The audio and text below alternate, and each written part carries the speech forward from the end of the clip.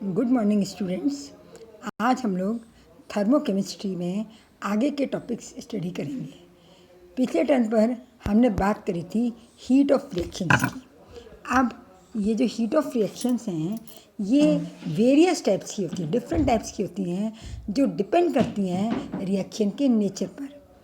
यदि कम्बशन हो रहा है, दहन हो रहा है, तो हम उसे कहेंगे हीट ऑफ कम्बशन, दहन ऊष्मा।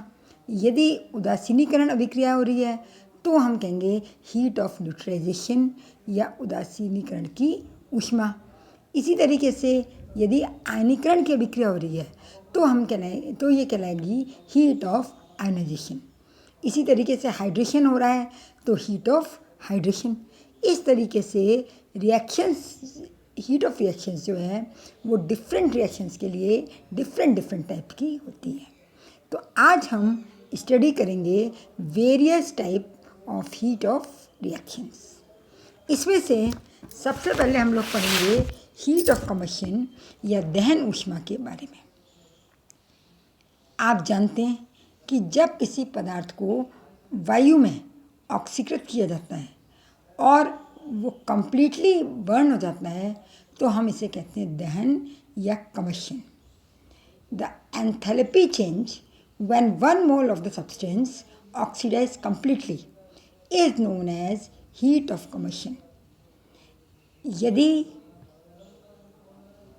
दहन होने पर 1 मोल पदार्थ के कंप्लीटली दहन होने पर, पूर्ण रूप से ऑक्सीकृत होने पर जो ऊष्मा मुक्त होती है उसे हम कहते हैं दहन ऊष्मा या हीट ऑफ कम्बशन। और आप जानते ही हैं यदि हम स्टैंडर्ड स्टेट की बात करें, यानी हमारा टेम्परेचर कितना हो 25 डिग्री सेंटीग्रेड और प्रेशर कितना हो 1 वायुमंडलीय या 1 एटमॉस्फेयर, तो ये एंथैल्पी चेंज होगा जो होगा वो कहलाएगा standard heat of combustion. If temperature is 25 degrees Celsius and pressure is 1 atmosphere, then this enthalpy is known as standard heat of combustion. यदि किसी ईंधन के 1 मोल को 25 डिग्री तापक्रम और 1 वायुमंडलीय दाब पर पूरी तरीके से ऑक्सीकृत किया जाए तो जो ऊष्मा उत्पन्न होगी वो कहलाएगी हीट ऑफ कम्बशन या दहन ऊष्मा। इसका मान हमेशा नेगेटिव होगा। क्यों? क्योंकि किसी भी पदार्थ को ऑक्सीकृत करने पर हमेशा ऊष्मा मुक्त होती है और मुक्त होने वाली ऊष्मा का मान किसके बराबर होगा? एंथैल्पी में परिवर्तन। एंथैल्पी में परिवर्तन आप जानते हैं, प्रोडक्ट की एंथैल्पी माइनस रिएक्टेंट की एंथैल्पी, यानी दहन की प्रक्रिया में उत्पाद की एंथैल्पी में कमी आती है और ये कमी ऊष्मा ऊर्जा के रूप में मुक्त होती है जिसे हम कहते हैं हीट ऑफ कम्बशन या दहन ऊष्मा। अब यदि हम बात करते हैं एक रिएक्शन की, CH4 गैस, मीथेन गैस, ये जब ऑक्सीजन की अधिकता में एक्सेस ऑफ एयर में जलाई जाती है तो ये क्या बनाती है? कार्बन डाइऑक्साइड और H2। ऑक्सीजन की अधिकता इसलिए ज़रूरी है कि यदि ऑक्सीजन की कमी होगी तो इसका इनकम्प्लीट कम्बशन होगा और क्या बनेगा? Carbon monoxide. लेकिन यहाँ क्या है? मीथेन गैस ऑक्सीजन की अधिकता में अभिक्रिया करेगी और बनाएगी कार्बन डाइऑक्साइड और water liquid. CH4 gas plus 2O2 gas is equal to CO2 gas plus 2H2O liquid. इसको हम थर्मोकेमिकल इक्वेशन के फॉर्म में लिख रहे हैं, ऊष्मा रसायन अभिक्रिया के रूप में लिख रहे हैं। तो delta H0 298 is equal to minus 890.34 kilo joule. अर्थात जब 1 मोल मीथेन का पूर्ण ऑक्सीकरण होगा, कंप्लीट दहन कंबशन होगा, पूर्ण दहन होगा, तो 890.35 किलो जूल ऊष्मा मुक्त होगी। इस ऊष्मा को हम कहेंगे दहन ऊष्मा या हीट ऑफ कम्बशन। अब इस दहन ऊष्मा के या हीट ऑफ कम्बशन के कई सारे उपयोग हैं या कई सारे एप्लीकेशंस हैं। Now we come to application of heat of combustion. इसमें पहला एप्लीकेशन है determination of structure of organic compound. Organic compound के स्ट्रक्चर को ज्ञात करना, कार्बनिक यौगिक की संरचना ज्ञात करना। देखिए, इसमें हम ये जानते हैं कि किसी सजातीय श्रेणी में जैसे जैसे कार्बन का नंबर बढ़ता जाता है वैसे वैसे दहन ऊष्मा एक निश्चित अंतर से कम होती जाती है। किसी सजातीय श्रेणी में जैसे जैसे कार्बन एटम की संख्या बढ़ती जाती है वैसे वैसे दहन ऊष्मा एक निश्चित मात्रा में कम होती जाती है। The heat of combustion decreases in a regular manner along the homologous series। यदि हम हाइड्रोकार्बन सैचुरेटेड हाइड्रोकार्बन सीरीज़ की बात करें तो हम ये जानते हैं कि CH4 मीथेन के लिए दहन ऊष्मा का मान अभी हमने देखा कितना, -890.35 किलो जूल। जैसे जैसे हम एक कार्बन बढ़ाते जाते हैं, यानी मीथेन से इथेन, इथेन से प्रोपेन एंड प्रोपेन से ब्यूटेन, सो ऑन, वैसे वैसे दहन ऊष्मा का मान 661.07 किलो जूल कम होता जाता है। यानी मीथेन से इथेन की दहन ऊष्मा कितनी होगी, 661.07 किलो जूल कम। तो इसी तरीके से एक CH2 ग्रुप बढ़ाने पर दहन ऊष्मा के मान में 661.07 किलो जूल की कमी आ जाती है।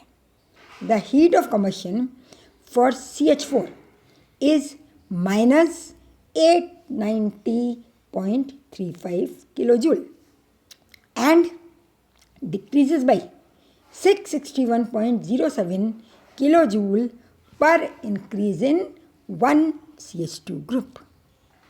अब इसके बेसिस पर अगर हमें किसी अननोन सैचुरेटेड हाइड्रोकार्बन की हीट ऑफ कम्बशन निकालना है तो वो कैसे निकालेंगे, delta H is equal to methane की कितनी, -890.04 minus N multiplied by 661.07, N multiplied by 661.07। अब N क्या है यहाँ, N है नंबर ऑफ CH2 ग्रुप, उन CH2 ग्रुपों की संख्या जिनको यदि हम CH4 में जोड़ दें तो उस हाइड्रोकार्बन का, उस सैचुरेटेड हाइड्रोकार्बन का फॉर्मूला या सूत्र हमको प्राप्त हो जाए। Where N is the number of CH2 groups which must be added to CH4 to get the molecular formula of hydrocarbon. N उन CH2 ग्रुप की संख्या है जिनको मीथेन में जोड़कर हम अपने हाइड्रोकार्बन का फॉर्मूला ज्ञात कर सकते हैं। फॉर एग्जांपल, मान लीजिए कि एक सैचुरेटेड हाइड्रोकार्बन है, उसके लिए दहन ऊष्मा का मान -2874.74 किलो जूल है। कितना है, -2874.74 किलो जूल। अब हमें ये ज्ञात करना है कि इस हाइड्रोकार्बन का सूत्र क्या होगा। तो हमने अपना फॉर्मूला लगाया। क्या फॉर्मूला लगाया हमने, 2874.74 is equal to delta H is equal to minus 890.07 minus n multiplied by 661.07। तो क्या आ जाएगा हमारे पास, n multiplied by 661.07 is equal to 1984.67। So n का मान इस 1984.67 को हम डिवाइड कर देंगे किससे, 661.07 से। तो n की वैल्यू 3 आ गई। यानी हमको मीथेन में 3 CH2 ग्रुप जोड़ने हैं अपना हाइड्रोकार्बन प्राप्त करने के लिए। To obtain the formula of hydrocarbon we have to add how much, 3 CH2 group in methane. Now CH4 plus 3 CH2, what is this, C4H कितने हो गए, 6 + 4 10, C4H10। That is the compound is the saturated hydrocarbon is butane. या हम क्या कह सकते हैं कि ब्यूटेन की heat of combustion minus 2874.74 kilo joule होगी। या अगर किसी यौगिक की दहन ऊष्मा माइनस 2874.74 किलो जूल है, तो वो यौगिक, वो संतृप्त हाइड्रोकार्बन केवल और केवल क्या होगा, ब्यूटेन। इसमें मैंने आपको पहले भी बताया कि ये वैल्यू हमेशा नेगेटिव होगी, यानी हमेशा ऊष्माक्षेपी होगी। दहन अभिक्रिया हमेशा कैसी होगी, ऊष्माक्षेपी या exothermic. Second application is calorific values of fuel. Calorific values of fuel, यदि एक पॉन्ड सब्सटेंस का कंप्लीट कम्बशन हो, पूर्ण दहन, तो जो ऊष्मा उत्पन्न होती है उसे हम कहते हैं कैलोरीफिक वैल्यू या कैलोरीफिक मान या थर्मल वैल्यू या तापीय मान। जिस फ्यूल के लिए ये मान जितना ज़्यादा होगा वो फ्यूल उतना ही अच्छा फ्यूल कहलाएगा। क्यों? क्योंकि कम क्वांटिटी से ज़्यादा एनर्जी मिलेगी। आप किस ईंधन को अच्छा ईंधन मानेंगे, जिसके, वैसे तो इसके कई पॉइंट हैं, लेकिन सबसे इम्पॉर्टेंट बात क्या है, जिससे हमें कम ईंधन में अधिक ऊष्मा प्राप्त हो। तो जिसके लिए कैलोरीफिक वैल्यू का मान ज़्यादा होगा वही ईंधन अच्छा ईंधन कहलाएगा। The amount of heat evolve in complete combustion of 1 pound of the substance is known as thermal value or calorific value of the substance. High calorific value of fuel indicate that it is efficient fuel. Next one is calorific value of food. हम जानते हैं कि जो भी food हम intake करते हैं वो जब हमारी बॉडी में जाता है तो बर्न होता है और बर्न होने के बाद हमें एनर्जी प्रोवाइड करता है। Food in our body oxidize to give us energy. एक व्यक्ति के लिए प्रतिदिन 3000 किलो कैलोरी एनर्जी की आवश्यकता होती है अपने दैनिक कामों को सफलतापूर्वक करने के लिए। हमें एक दिन में 3000 किलो कैलोरी एनर्जी चाहिए so that we perform our work regularly.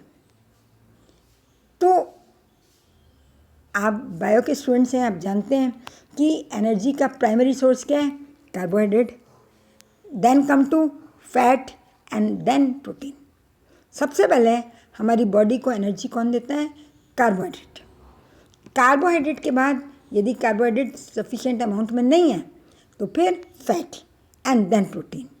तो जो सब्सटेंस एनर्जी प्रोवाइड करने में रिच है, यानी जिसके लिए कैलोरीफिक वैल्यू ज़्यादा है वो फूड हमारे लिए बेनिफिशियल है, या हम कह सकते हैं वो मोर न्यूट्रिटिव, ज़्यादा पोषक है। For substance oxidize food substances oxidize in our body to impart energy. A person requires 3000 kilocalorie energy per day. Substances having high calorific value are more nutritive and beneficial. That's next is calculation of heat of reaction. Calculation of heat of reaction. Heat of combustion की सहायता से हम ये आसानी से calculate कर सकते हैं कि किसी रिएक्शन में अगर कोई कंपाउंड बन रहा है तो उसकी हीट ऑफ फॉर्मेशन कितनी होगी, या अगर वो एक स्टेट से दूसरी स्टेट में ट्रांजिट हो रहा है तो हीट ऑफ ट्रांजिशन कितनी होगी। इसकी वैल्यू हम हीट ऑफ रिएक्शन से ज्ञात कर सकते हैं। This is all about heat of combustion. Thank you so much.